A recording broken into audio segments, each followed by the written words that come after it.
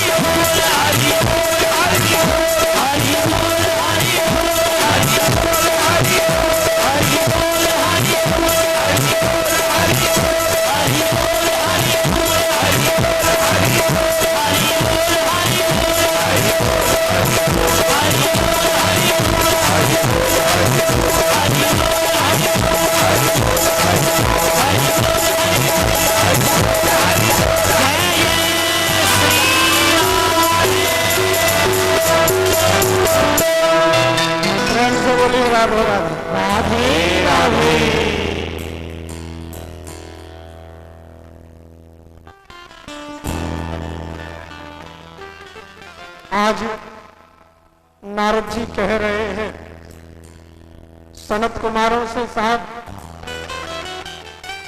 हम पे कथा नहीं सुनाई जाएगी, हमें एक जगह बैठने की आदत कहाँ है, हम नहीं सुना पाएंगे।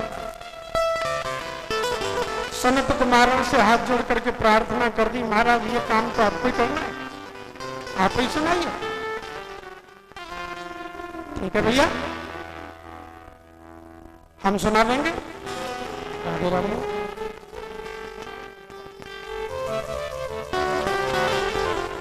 सनत कुमार बोले हम सुना देंगे।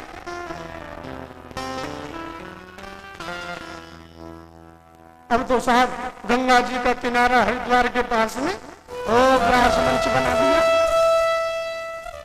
और सब जगह ये सूचना भेज दी गई, सनत कुमार चारों भाई मिलकर के कथा सुना।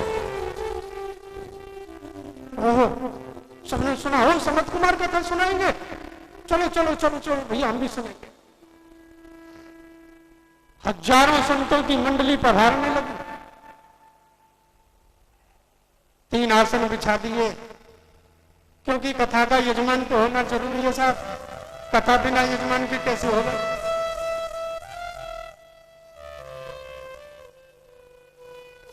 पति पत्नी दोनों मिलकर के कथा सुने जोड़े से, तो उसका आनंद ही अलग है।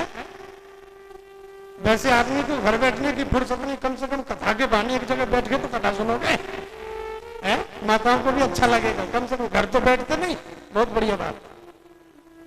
हाँ, और दोनों पति पत्नी मिलकर के कथा सुने, उसका आनंद ही अलग। अब कथा का यजमान जोड़ों से होना चाहिए।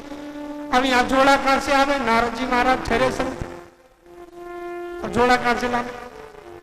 तो भैया हम यजमान नए बन गए, 3 आसन बिछाए दिए, एक तो भक्ति मैया के लिए और ज्ञान वैराग्य के लिए, एक बैठ जाओ, बुला लिया तीनों को, बैठ जाओ। और अपना आसन पीछे बिछा लियो भैया, आगे ना बैठेंगे हम, पीछे ठीक है। हाँ, और भक्ति ज्ञान वैराग्य के ठीक पीछे बैठ करके नारद जी भी श्रोता बन गए और भक्ति की धारा प्रभावित होने लगी, साथ प्रवाहित होने लगी। और कथा का रसास्वादन जब प्रारंभ हुआ, भक्ति माता को परम आनंद मिला और 7 दिन की कथा सुन करके, भागवत कथा सुन करके ज्ञान और वैराग्य का बुढ़ापा दूर हो गया। प्रेम से बोलो राधे राधे, जय श्री कृष्ण। एक जगह हम कथा कह रहे थे, राधे राधे बुलवाने लग गए, बीच बीच में राधे राधे, लोग कहने लगे साहब तुम कृष्ण को क्यों नहीं बुलवाते। भैया हमें आदत है राधे राधे की। अब देखो साहब सीधी सी बात है, द्वारिका गुजरात में जाएंगे, वहां के लोग जय श्री कृष्ण बोलेंगे, अयोध्या में जाओगे वहां लोग श्री राम बोलेंगे, और मथुरा वृंदावन में बोलोगे तो वहां क्या बोलेंगे।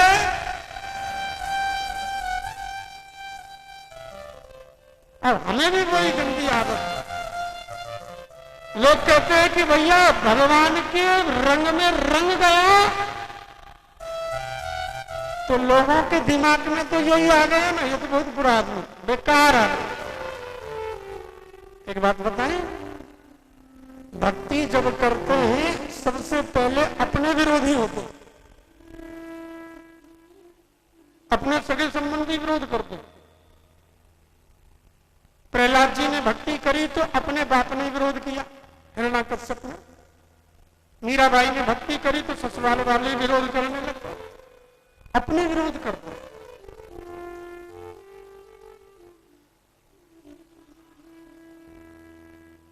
राधे राधे, जय श्री कृष्ण। बहुत अच्छा लग रहा है, और यहाँ जय श्री कृष्ण तो बोलना भी जरूरी है, क्योंकि दरबारी यहाँ कौन का है, राधा और कृष्ण।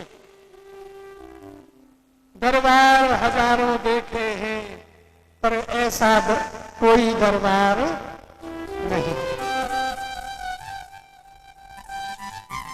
आज सनत कुमारों के श्री मुखारविंद से कथा सुन करके भक्ति मैया को आनंद मिला, ज्ञान वैराग्य का बुढ़ापा दूर हो गया।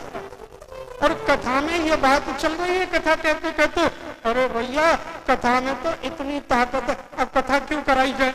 घर की शांति के लिए, सुख शांति के लिए हैं, और घर में कोई बहुत बड़ा काम हो जाए, आजकल क्या है, लोग तो हो ही जाता है, तो संसार है, हम किसी की ज्यादा निंदा नहीं कर रहे हैं, लोग सबके अंदर भरा हुआ है और कोई ना कोई लोग होता ही है।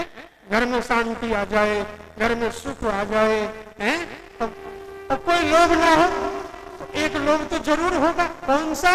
कि हमें भगवान की कृपा मिल जाए, ये भी तो लोभ है। हजारों देखे किसका दरबार है? पर ऐसा कोई दरबार नहीं,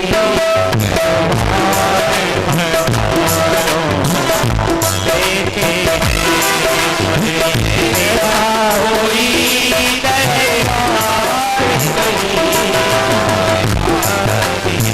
ताली तो बजनी चाहिए ना, ताली बजा भाग।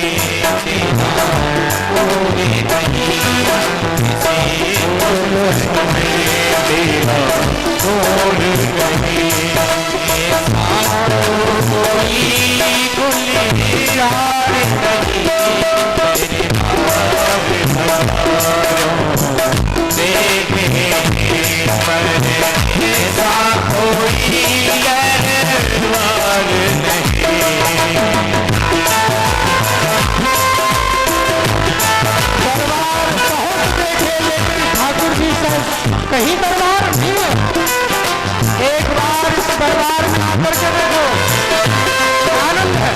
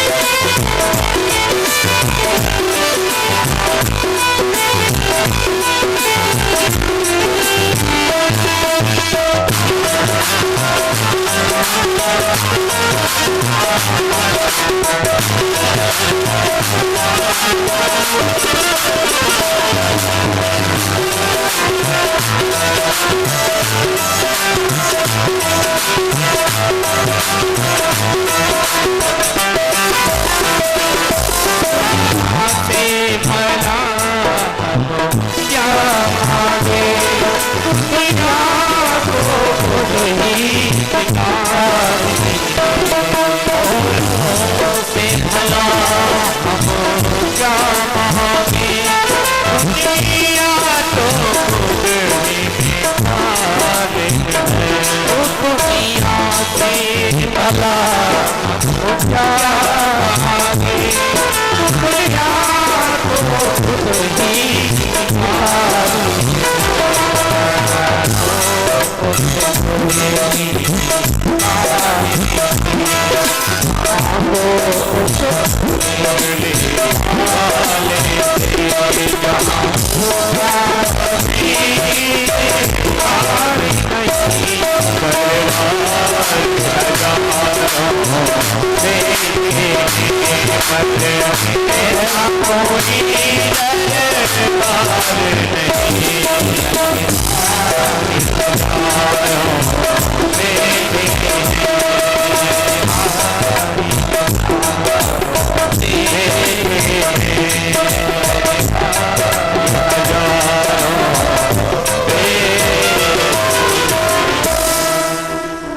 वृंदावन बिहारी लाल की जय।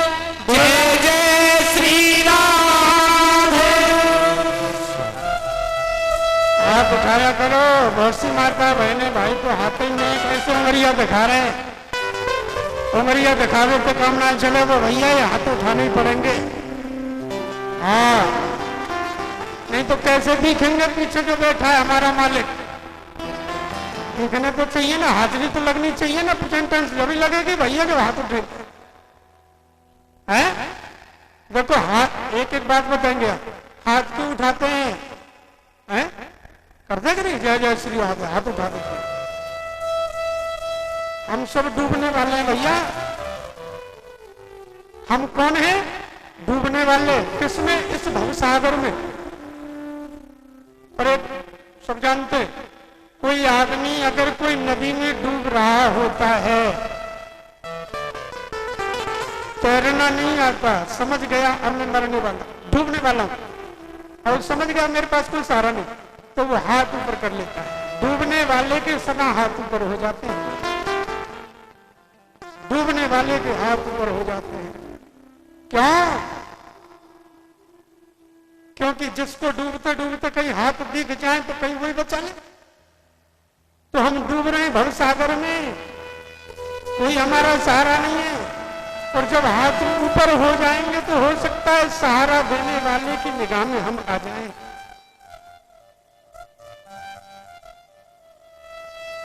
ऐसा हमारे बीच में कहते हैं।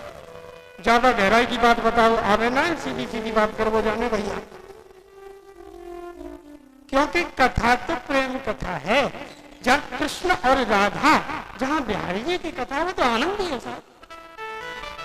ज्यादा चक्कर में पड़ने की जरूरत ना है, सीधे सीधे कथा सुनते रहो, आनंद आएगा। बहुत से लोग कहें साहब आप तो कथा में भागवत में कुछ रामायण को जोड़ा करो ना, अच्छी बात, महाभारत को जोड़ा करो ना। पर व्यास जी महाराज ने तो पहले ही सब कुछ जोड़ दिया इसमें, हम क्या जोड़ेंगे? अब ज्यादा जोड़ा जाड़ी करेंगे तो कथा पता ही सब छूट छट जाएगी। आजकल हो जाता है। आजकल कथा कहाँ सुना रहे लोग? कोई नहीं सुना रहा। कथा तो कम सुना रहे, फालतू बात ज्यादा सुना रहे। और आजकल लोग भी वही ज्यादा पसंद करेंगे। वो क्या कहेंगे, महाराज तुम तो ऐसी कथा सुनाने, वो महाराज तो ऐसे सुना रहे, वो तो बढ़िया बढ़िया बात सुनाने। पर देखो कथा से ज्यादा बढ़िया बात और क्या हो सकती है?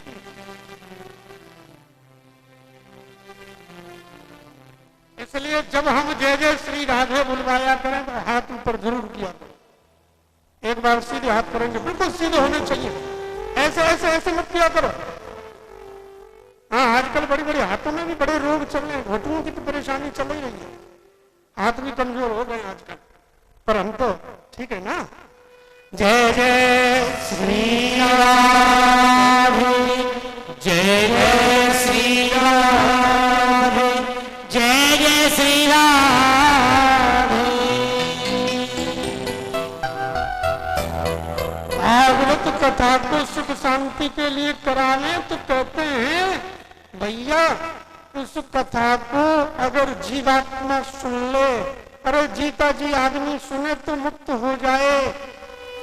लेकिन इस कथा की ताकत इतनी है कि कोई आदमी बुरे काम करके मर जाए, अकाल मृत्यु हो जाए, प्रेत बन गया, भूत प्रेत बन गया, अब सबको परेशान कर रहा है।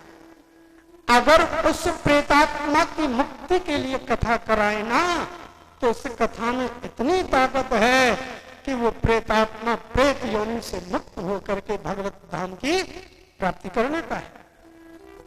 इतनी ताकत है। नारद जी बोले, सनत कुमार भी बोले, महाराज जी भूत प्रेत भी मुक्त हो जाते हैं कथा से। हाँ, कैसे महाराज? भैया भागवत में तो आई है प्रेत की कथा, भागवत में महात्म्य में प्रेत की कथा आई है। तुंगभद्रा तटे पूर्व भूतपत्ते नमुत्तमम् यत्र वर्णा स्वधर्मेण सत्य सत्कर्म तत्परा। एक तुंगभद्रा नदी के किनारे एक गांव था, उत्तम नगर। और उत्तम नगर में एक पंडित जी रहते थे, नाम है आत्मदेव, जिसने अपनी आत्मा में देव का अनुभव कर लिया हुए है। आत्मदेव बड़े धर्मात्मा पंडित जी थे। हाँ, भजन पूजा पाठ करने वाले थे। तो भगवान की कृपा से घर में कोई कमी नहीं थी, खूब अच्छा काम चल रहा था। पैसे धेले की घर में कमी नहीं, बढ़िया लंबा चौड़ा मकान है, गांव में भी खूब मान सम्मान है। गांव में निकलते तो सब पंडित जी को राम राम कह के निकलते, सब प्रणाम करते, सब मानते थे, पंडित जी का सम्मान करते थे। कोई कमी नहीं, पंडिताई भी अच्छी चल रही है, हवन पूजा भी खूब हो रहे हैं, दक्षिणा यजमान खूब दे देते हैं, घर में कोई कमी नहीं। पंडित जी बड़े सत्संगी हैं, लेकिन अच्छा स्वभाव उनके स्वभाव के बिल्कुल विपरीत उनकी धर्मपत्नी है। क्या नाम है? धुंधली।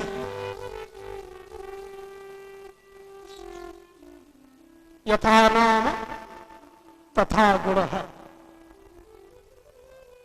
नाम जैसा है ना वैसे उसके गुण है। धुंधली, जो घर में धुंध करे, घर में लड़ाई झगड़ा करे, वो कौन है? धुंधली। जो पति की बात को न माने वो धुंधली, घर की मान मर्यादाओं को न माने वो धुंधली, नाम धुंधली। और एक बात बता दूं, बुरा मत मानना, धुंधली कोई भी बन सकती है।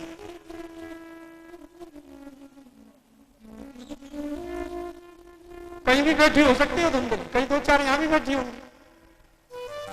हाँ, जो पति की बात को न माने, पति के परिवार की मर्यादाओं को न माने, धर्म को न माने, वो कौन है? धुंधली है, वो धुंधली।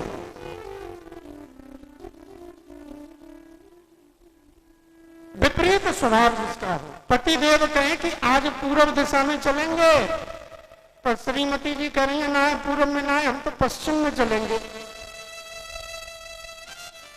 वो धुंधली।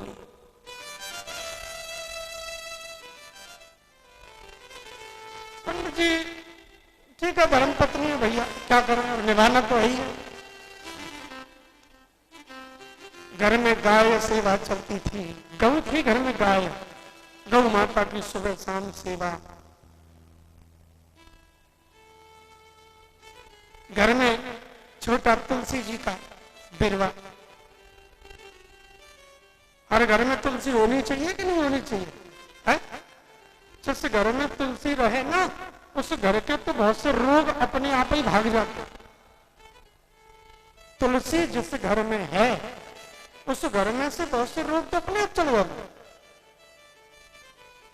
इतनी ताकत है तुलसी मैया। तुलसी वृक्ष न मानिए, तुलसी कोई पेड़ मत समझना, कोई जंगल की झाड़ मत समझना। तुलसी वृक्ष न मानिए, गाय न मानिए ढोर, ब्राह्मण मनुष्य न मानिए, ये तीनों नंद किशोर। तुलसी, गाय, ब्राह्मण, इनको कभी साधारण मत समझो। क्यों? क्योंकि ये तीनों ही देव रूप हैं। प्रेम से बोलो जय श्री कृष्ण। ये तीनों देव रूप। गाय की सेवा भी खूब करें, तुलसी मैया में प्रतिदिन जल दें, फिर भी उनके यहाँ एक कमी है, एक दुख है। कौन सा दुख है? घर में बेटा बेटी नहीं है। संतान नहीं है। आजकल के हिसाब से देखा जाए तो ये तो सबसे बड़ी समस्या है। बाल बच्चे घर में ना हो तो कमाने माने में नहीं आते। घर में खाने वाला ना हो तो कमाने में मजा कैसे आए?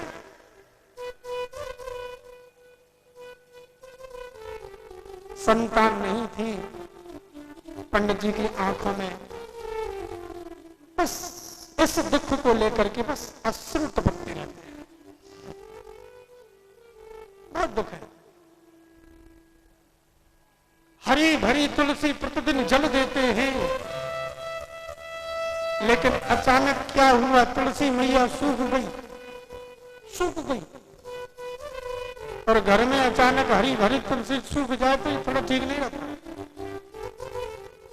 पड़ोसी बोले, पंडित जी हम देखते हैं सुबह सुबह तुलसी मैया में आप प्रतिदिन एक लोटा जल चढ़ाने, लेकिन तुलसी मैया सूख क्यों गई? क्यों सूख गई? अरे भैया पता नहीं क्या हो रहा।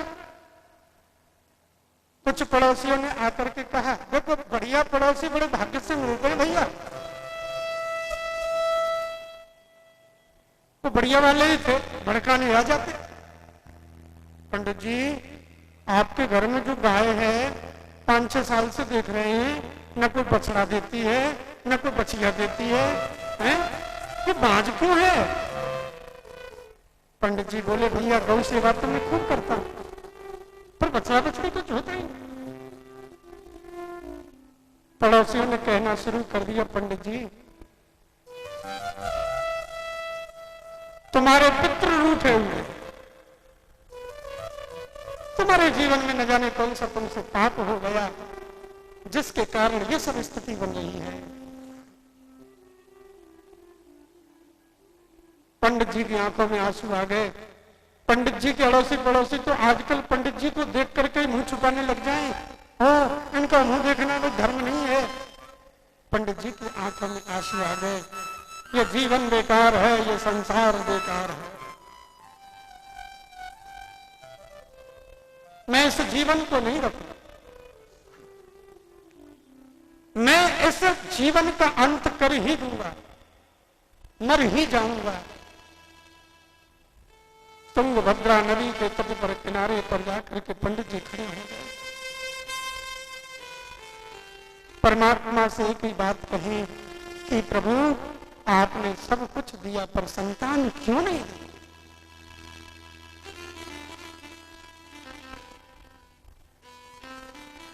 पंडित जी बहुत दुखी, नदी के किनारे नदी में कूद करके मर ही जाऊंगा। कूदने के लिए जैसे आगे बढ़े, पीछे से आवाज आई, ठहरिए ठहरिए। पंडित जी ने पीछे मुड़ करके देखा तो कोई साधु महाराज खड़े हैं। तो संत जी आ गए और संत जी कह रहे हैं, ठहरो ठहरो ठहरो। पंडित जी रुक गए। संत जी ने आकर के देखा पंडित जी रो रहे हैं। महात्मा जी समझ गए ये कोई ब्राह्मण है, माथे पर चंदन लगा हुआ, गले में तुलसी की माला, शरीर पर जनेऊ धारण किए हुए, तो कोई पंडित जी हैं। क्यों रोते भाई? कथम रोदसी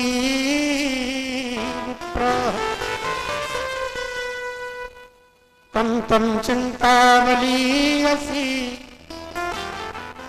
वदत्वरम सत्वरम मह्यम स्वस्य दुःखस्य कारणम। अरे क्यों रोको भाई? आप तो जाति से ब्राह्मण लगते हो और ब्राह्मण तो सबके संकटों को दूर करते हैं, और आप तुम रोते क्यों भैया? पंडित जी ने कहा, मेरा चेहरा देखना भी धर्म नहीं है महाराज। मेरे चेहरा को अगर कोई गांव में देख ले तो अपने चेहरे को छुपा ले। क्यों क्यों रोते हो? क्यों से नदी में कूदने आए हो? बोले प्रभु मुझे आपने रोक क्यों लिया? क्योंकि मैं तो इस नदी में कूदने के लिए, मृत्यु के लिए आया था। मैं मर जाऊं तो अच्छा।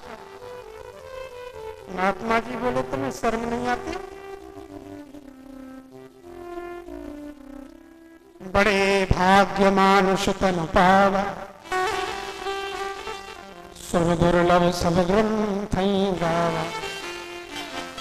तुलसीदास जी ने लिखा है, अरे भैया ये मनुष्य देह बड़े भाग्य से मिली, देहिनाम क्षणभंगुर, ये शरीर बड़े भाग्य से मिला है और तू इसको व्यर्थ में गवा रहा है, हैं? आत्महत्या करना महापाप है, इसलिए आप क्यों आए हो? जाओ लौट जाओ। नहीं महाराज, मेरे घर संतान नहीं है और मैं जब तक ये न जान लूं कि मेरे यहाँ संतान कब होगी, ये अगर मुझे मालूम हो जाए तो मैं लौट के जा सकता हूँ। महाराज नहीं, मैं इस नदी में कूद के मर जाऊं। महात्मा जी ने सोचा अगर ये मेरे सामने मर भी गया तो मुझे पाप लगेगा। संत जी महाराज ने उसके माथे की रेखाओं को पढ़ लिया, भाग्य की रेखा को देख लिया, समझ गए इसके तो 7 जन्मों तक कोई संतान नहीं है। पंडित जी 7 जन्मों तक तुम्हारे संतान नहीं होगी, 7 जन्म और मिले तो तुम्हारे एक भी जन्म में संतान नहीं है। पत्थर पर सर पटकना शुरू कर दिया और आंखों से अश्रु की धारा प्रवाहित होने लगी। बोले महाराज मैं इस पत्थर पर सर पटक पटक के मर जाऊंगा, लेकिन महाराज मैं घर लौट के जाने वाला नहीं हूं। महात्मा जी को दया देखो, रामचरितमानस में लिखा है, होगा वही जो राम रचे रखा। तो राम जी ने हमारी किस्मत में लिख दिया, उसको कोई मिटा नहीं सकता। महात्मा जी ने वही बताया जो राम जी ने लिखा, तेरे 7 जन्मों तक संतान नहीं।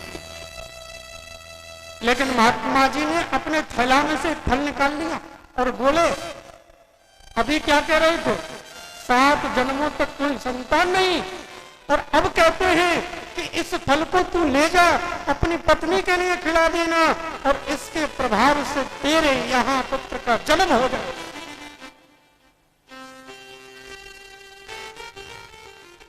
तो राम जी ने जो लिख दिया उसको भी मिटा दिया।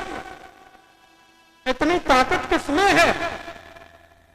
जो राम जी ने लिखा उसको कोई मिटा नहीं सकता, लेकिन मिटाने वाला तो केवल एक है और वो है सच्चा गुरु। जो गुरु वही सच्चा, जो राम जी के लेख को भी बदल दे, वो सच्चा। महात्मा जी ने आज अपना परिवर्तन कर दिया कि 7 जन्मों तक तेरे असंतान नहीं, लेकिन इस फल के प्रभाव से तेरे असंतान हो जाएगा।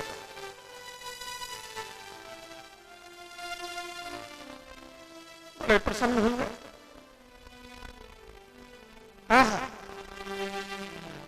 उपाय मिल गया ना? हाँ महाराज बहुत अच्छी बात, मैं चाह रहा हूँ घर जा रहा हूँ, पत्नी को दूंगा महाराज, फल खाएगी जरूर खाएगी। महात्मा जी बोले, सुन भैया। हाँ महाराज, तेरी धर्म पत्नी से कह देना जब फल को खा ले तो भोजन थोड़ा कम किया करे, फिर ज्यादा भरपेट ना करे। हाँ ठीक है। और जितना हो सके हरि भजन करे, भगवान का भजन करे, ठीक है। महात्मा जी का दिया हुआ फल लेकर के चल दिया और संतों का संग मिल जाए, जीवन में कितना परिवर्तन आ जाता है। संत जीवन में परिवर्तन करते हैं। जिसके जीवन में संत का संग मिल जाए, जीवन में परिवर्तन आता है।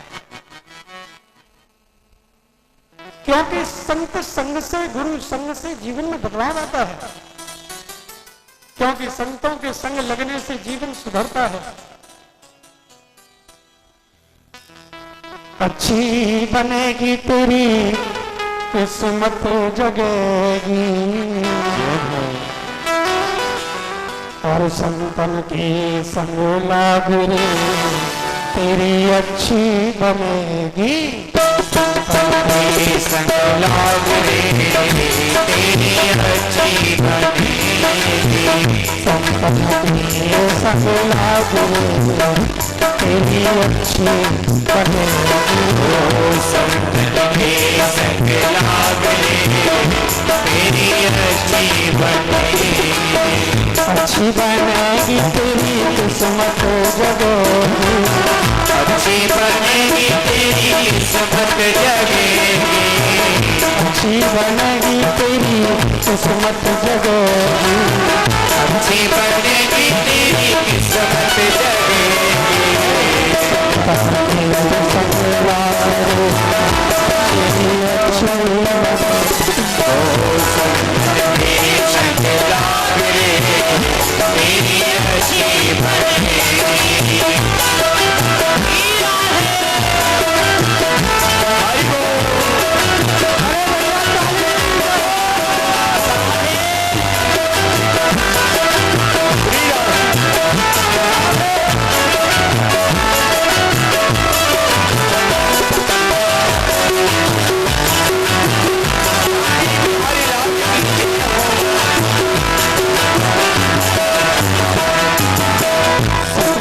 संग करी पुण्य कमाई। संतन संग करे पुण्य कमाई। संतन संग करी पुण्य कमाई। संतन संग करे पुण्य कमाई। राम चलो अनुराग रे तेरी अच्छी राम से अनुराग रे तेरी अच्छी बनेगी। संग लागे तेरी अच्छी बनेगी। संतन के संग लागे तेरी अच्छी बनेगी। एक बात और देखिए, ये मत समझना कि अगर भाव आए तो यहाँ नाचने को मना है। अपनी जगह अगर भाव हो तो अपनी जगह करो, तो क्या आनंद लो।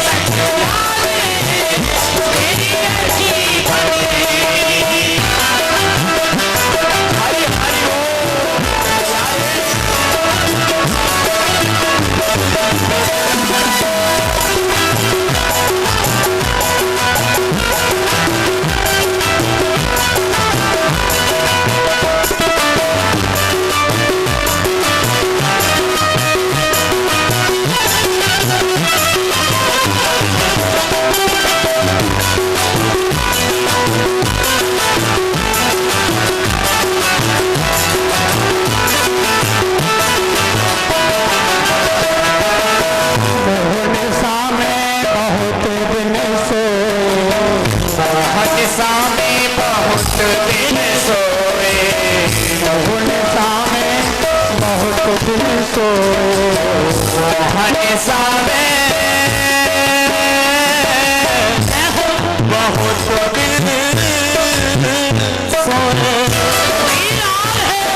सामे बहुत दिन सोए, मोहन सामे बहुत दिन सोए, जाग सका तो अब जागे, तेरी अच्छी बनेगी। आप सके तो जागे, तेरी अच्छी बनेगी, आप सके तो जागे, तेरी अच्छी बनेगी, सच जागे, तेरी अच्छी बनेगी।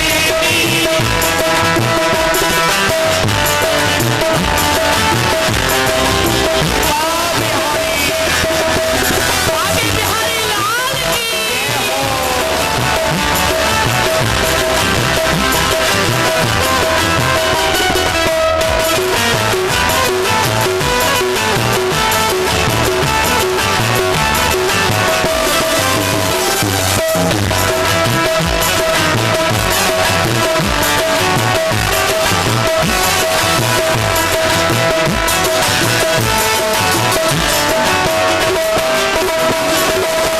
कहत कबीर राम सुमिरन में, शाम सुमिरन में, कहत कबीर राम सुमिरन में, कहत कबीर राम सुमिरन में, लाग सके तो अब लाग रे, प्यारे तेरी अच्छी बनेगी।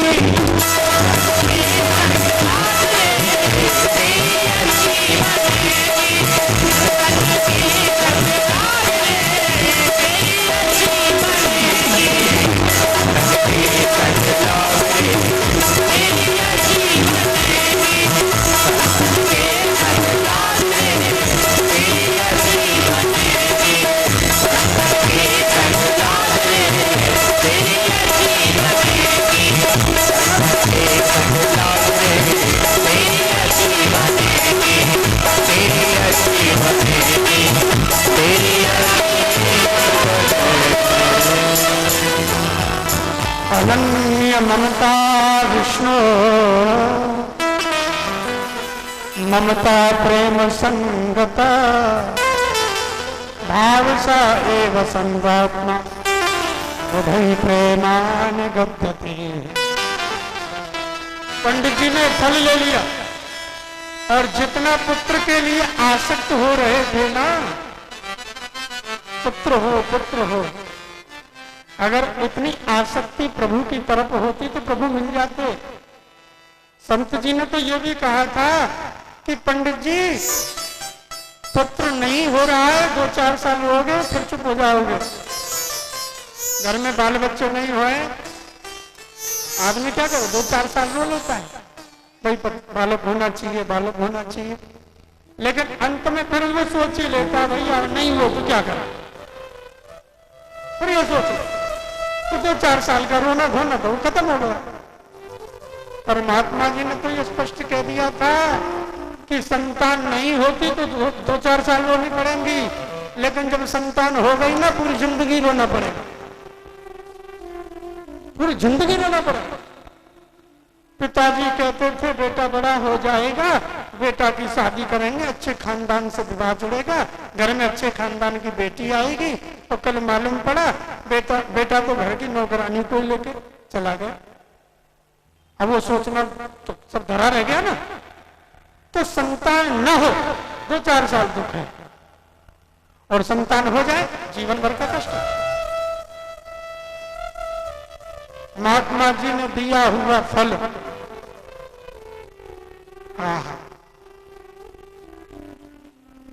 घरवाली के पास पहुंच गए, धुंधली से बोले हो सुन इधर इधर। धुंधली बोली महाराज आप तो बड़े प्रसन्न खुश दिख रहे हो, इससे पहले तो कभी मैंने आपको इतना खुशी नहीं देखा। और खुशी की बात है भाई, फल मिला है जिससे संतान हो जाएगी। हाँ हाँ बताइए क्या बात है। ऐसा कर ये फल है, ठीक है, क्या करना है महाराज, इस फल को तुझे ग्रहण करना है, मैंने खाना है। अरे महाराज मैंने तो सुबह से लेकर अब तक तो कई फल खा लिए, हमने खा के क्या करो, घर में बहुत फल पड़े हैं। अरे ये कोई साधारण फल नहीं है, तो ये महात्मा जी का दिया हुआ प्रसाद है, और अगर तू इस फल को खाएगी तो तेरे गर्भ से एक पुत्र का जन्म हो जाएगा।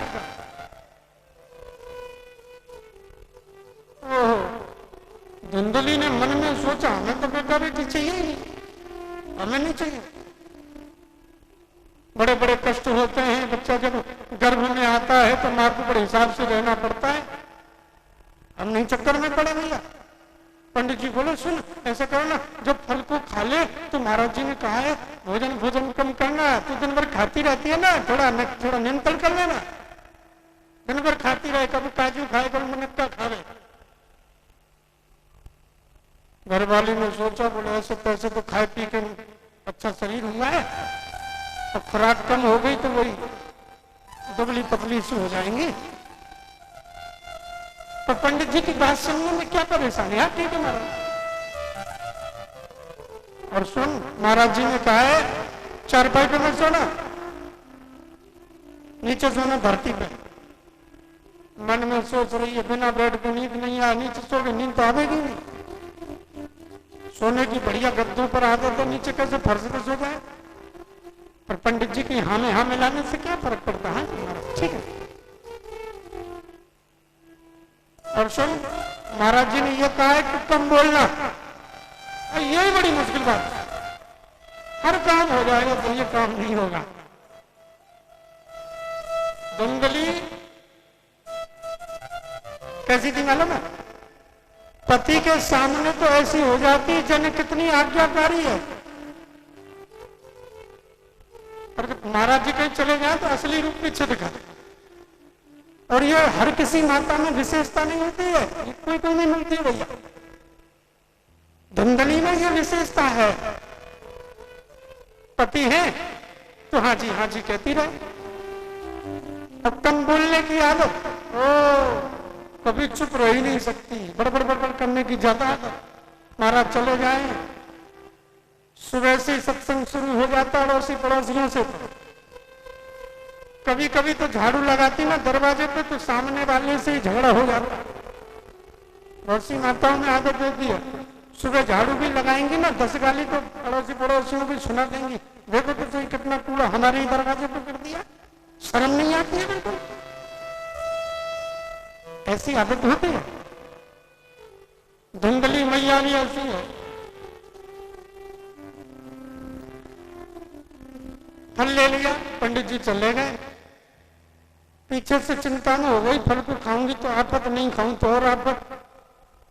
मन में सोच रही है मैंने तो सुना है बहुत सी माताएं जो होती हैं बच्चों को जब जन्म देती हैं, गर्भ के बालक को जन्म देती हैं तो बच्चा को जन्म देती देती मर जाती हैं, कहीं ऐसा ना हो राम जी कृपा से कोई हमारा ही राम राम सत्य हो जाए, कोई चक्कर पड़ जाए। उल्टा सीधा तो धुंधली का अर्थ है जो उल्टे सीधे विचार का, फालतू की बात। हम नहीं खाने फल, हम तो बिना बच्चा के ठीक है, कोई ले लेंगे किसी का बच्चा गोद, हम नहीं भैया, हम फल नहीं खाएंगे। पर आपत्ति यह है नहीं खाऊंगी तो 6 महीना पीछे महाराज जी पूछेंगे कि अभी तक घर में बच्चा क्यों नहीं, फिर और समस्या तक जाएगी, घर में झगड़ा हो जाएगा। अब मैं कैसे कहूंगी मैंने फल नहीं खाया, ये चिंता है। सिद्धांत में धुंधली किसको कहते हैं समझना, सिद्धांत में इस मन को धुंधली कहते हैं, क्योंकि मन ही उल्टा सीधा सोचता है। अब कभी कभी मन से किसी बात का निर्णय नहीं होता है तो मन किसका सहारा लेता है, बुद्धि का। ये बुद्धि मन की छोटी बहन है।